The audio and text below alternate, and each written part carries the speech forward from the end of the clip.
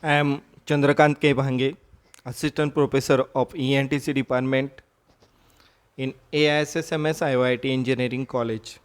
GSM Fundamental. GSM is the global system for mobile communications. So, global system for mobile communication is a globally accepted standard for digital cellular communication. GSM is the name of a standardization group established in 1982 to create the common European mobile telephone standards that would be formulate the specifications for a pan-European mobile cellular radio system operating at 900 megahertz. It is estimated that many countries outside of the European will join the GSM partnerships.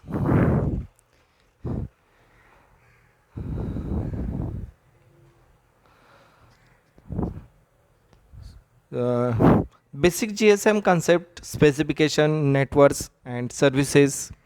A short history of the network evolution is provided in order to set the context of understanding the GSM. We are seeing the fundamentals of the GSM. In this, we will discuss the evolutions of the mobile telephone system, GSM, the GSM network, GSM network areas, and GSM specifications.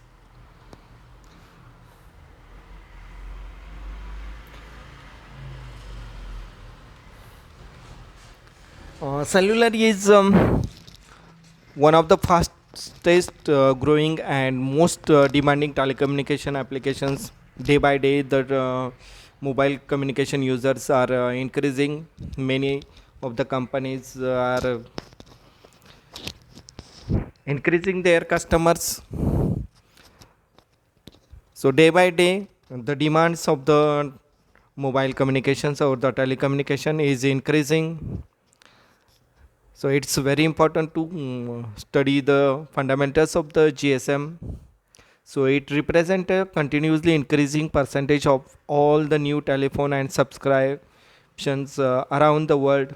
Currently, there are more than 45 million cellular subscribers worldwide, and nearly 50% of those are the subscribers are the local in the uh, United States. So it is forecasted that the cellular system using a digital technologies will become the universal methods of the telecommunications by the years that is the predicted. So in 2005, that is the predicted, the forecaster predict that there will be a more than 100 millions of the cellular subscriber worldwide. So that things is uh, comes in the practical. So right now there are the more than 100 million subscribers are there. So it has been established that the some of the countries may have more mobile phones than fixed phones by the years. The concept of the cellular services is the use of the low power transmitter where the frequencies can be reused within the geographic area. The idea of the cell based on the mobile radio services was formulated in the United States at Bell Labs in the early 1970s. However, the Nordic countries were the first to introduce the cellular services for the commercial use with the introductions of the Nordic mobile telephone in 1981. Cellular system begins in the United States with the release of the advanced mobile phone services systems in 1983.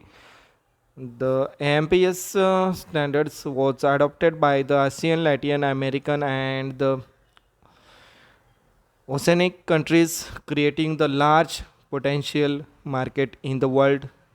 For the cellular, in early 1980s, most of the million telephone systems were analog rather than the digital, like the today's newer systems. Once the challenges facing among the system was the inability to handle the growing capacity needs in the cost effective manner. As the result, digital technology was welcomed. The advantages of the digital systems over the analog system include easy of the signaling, lower levels of the interference, interactions of the transmission and switching, and eh, increased the ability to meet the capacity demands. The worldwide developments of the mobile systems.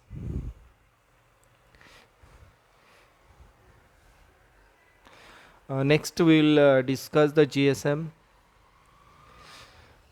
Throughout the evolutions of the cellular telecommunication, various systems have been developed without the benefits of the standardized specification. This presented many of the problem directly related to the compatibility, especially with the development of the digital radio technology. The GSM standard is intended to address these problems. From 1982 to 1985, discussions were held to decide between the buildings an analog or digital system. After multiple field tests, a digital system was adopted for GSM. The next task was to decide between narrow or broadband solutions. In many of the 1987, the narrow band time division multiple access TDMA solutions was chosen. The summary of GSM milestones. Milestones are like 1982 GSM form, 1986 field test, 1987 TDMA chosen as the access method, 1988 memorandums of the understandings of the signals, 1989 validations of the GSM system, 1990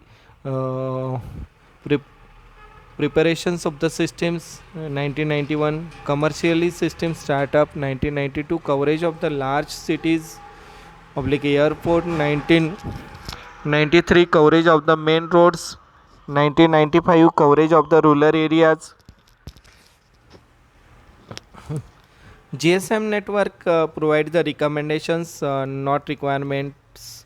The GSM specification defines the functions and interference requirement in details but do not address the hardware.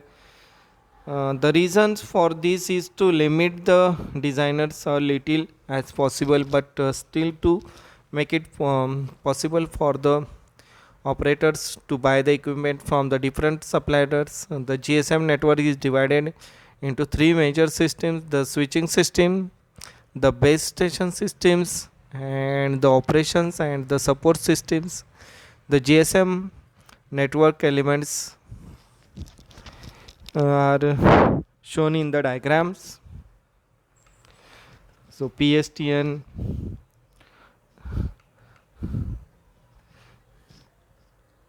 see, these are the units of the GSM. The switching systems for the GSM.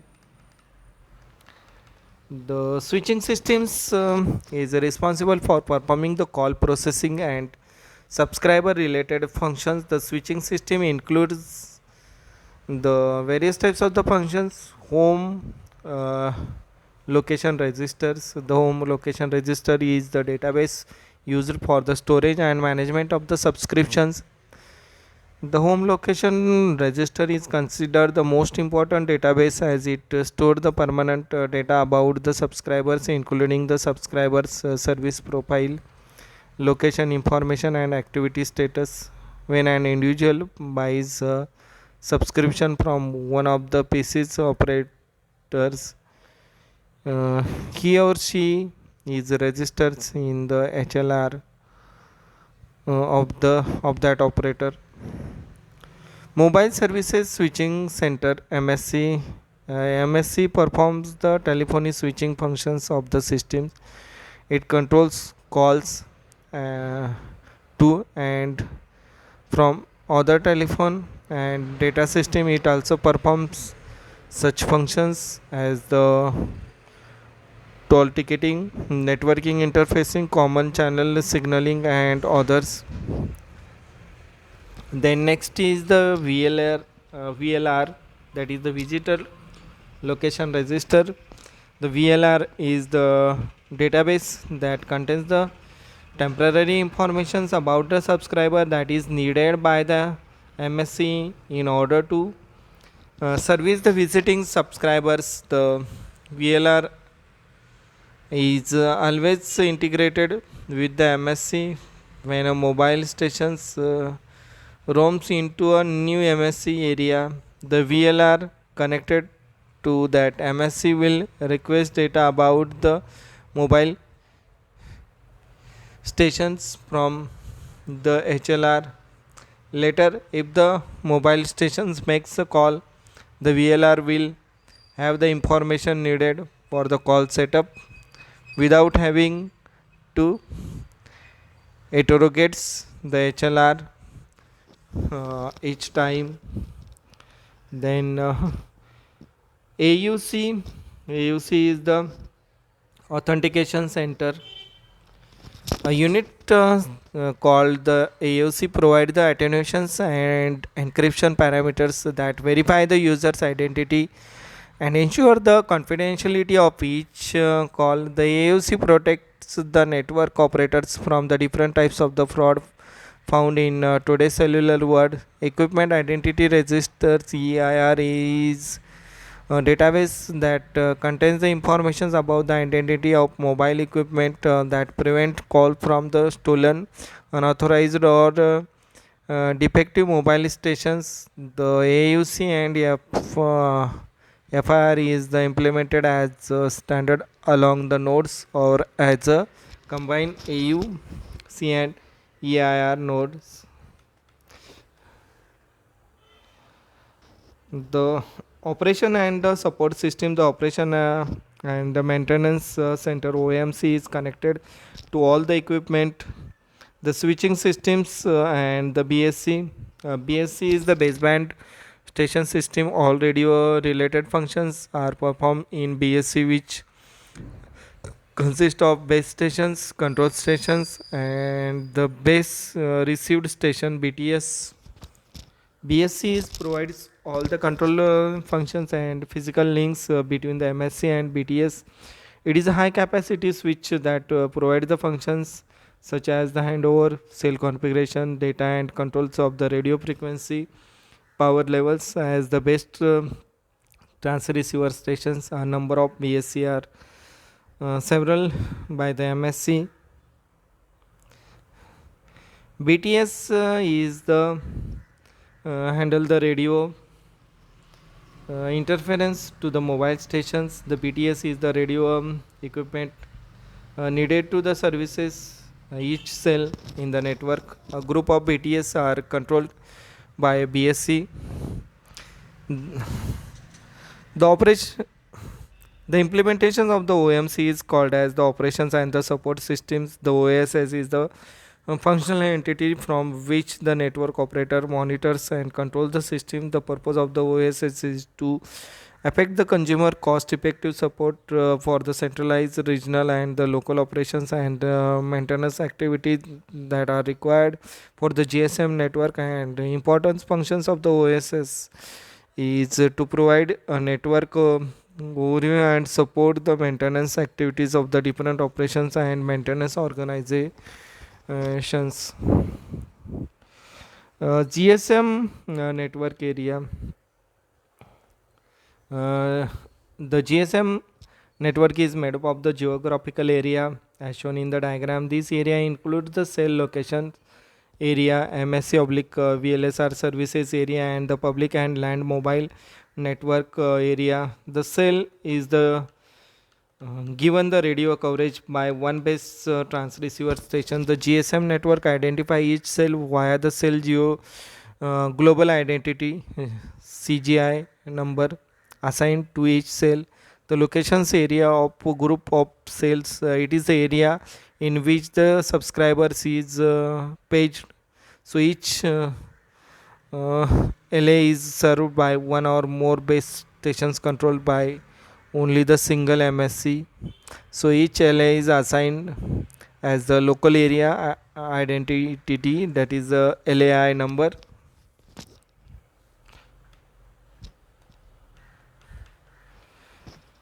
The MSC oblique VLR services are presented and the part of the GSM network that is covered by the MSC, and which is reachable as it is registers in the VLR of the MSC. GSM specifications. Uh, Before looking up the GSM specification, it is important that understand some terms of the GSM, that is the bandwidth bit per second frequency.